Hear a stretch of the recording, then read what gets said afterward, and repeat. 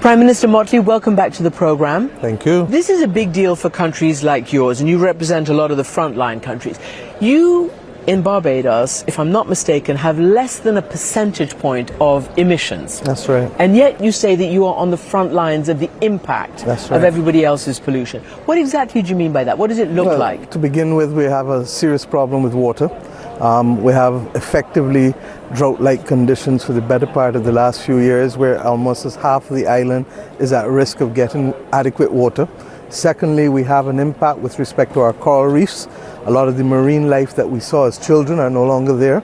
Thirdly, we have the possibility of, and we're seeing it already, of saltwater intrusion into some of our aquifers, making the water situation more dire.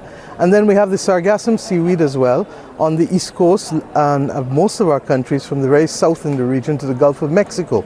And this affects people who have restaurants or hotels or whatever, because the smell is toxic. And that's because of the That's because of the climate, that's right.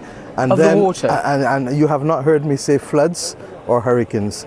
And those are the other ones as well. This year, Barbados had its first hurricane in 66 years. And before that, we had a freak storm for 90 minutes that had 46,000 lightning strikes in 90 minutes. Prime Minister, do you find it difficult to convince the people who you need to convince that this is all due to climate change?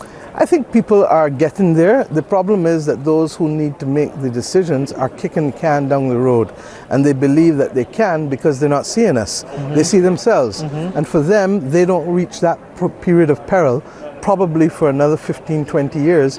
I mean, you heard this morning 4 degrees to Shanghai and Miami to go to be eradicated. Well, it's 1.5 and 2 for us. So there are a lot of us that are going to be affected before Shanghai and Miami. You gave a rip-roaring speech to the plenary. Thank you. And you noticed that China is not there, Russia is not there.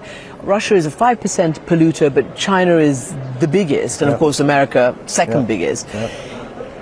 What was your message with your speech? Well, if I had more time, I would have said code red to China, to the US, to Europe, to India, to all of the countries who are not just the traditional emitters, but also the new ones. Part of the difficulty is that the new emitters argue that the traditional emitters have the largest stock. But whether it is the largest stock or the smallest stock, we are literally like the ground when elephants fight, we get trampled. And that's exactly what's happening now. So we really hope that the message will go forth. And that's why I said that I hope that their populations, their people, will tell them that they need to act now and not later. So do you think, actually, I've asked quite a few of the leaders, surely the populations around the world, which are putting pressure on their leaders all over,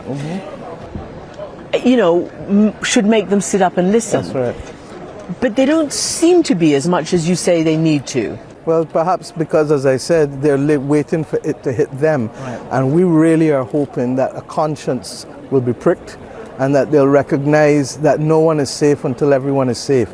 And if the episode with vaccines hasn't shown us that, then we will never learn.